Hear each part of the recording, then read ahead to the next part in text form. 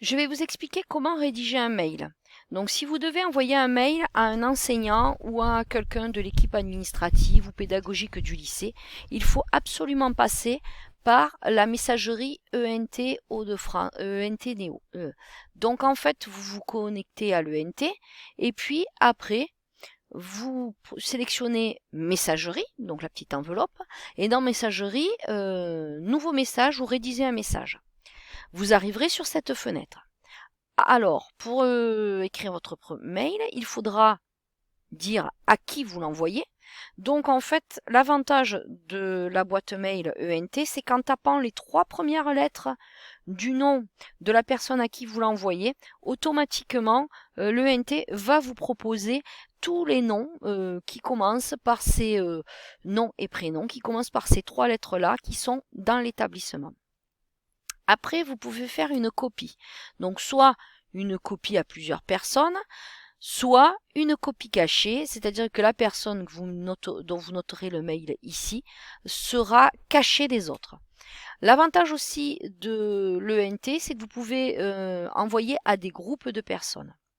L'objet. Donc l'objet, c'est le résumé de votre mail. Il ne doit pas faire plus de 2-3 mots. Donc on va mettre ici devoir numéro 1, car c'est le premier devoir qu'on doit envoyer à un enseignant. On va mettre ici, c'est le corps du mail. On va donc écrire notre mail. On va mettre bonjour. Donc, si c'est madame, on mettra madame ou monsieur, si c'est monsieur. On va expliquer pourquoi on écrit un mail. On peut éventuellement mettre en premier une petite formule. J'espère que vous allez bien et que tout se passe bien pour vous, ou pas. Ça dépend si on se voit tous les jours ou pas. Hein. Donc, et là, on va mettre « Je vous fais parvenir mon premier devoir. » Point. Vous le trouverez en pièce jointe.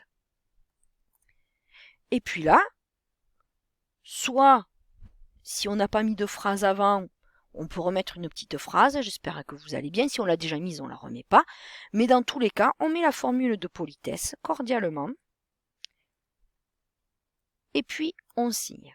Donc, Antoine, ici c'est Antoine Dupont, qui envoie son premier devoir. Et on précise la classe.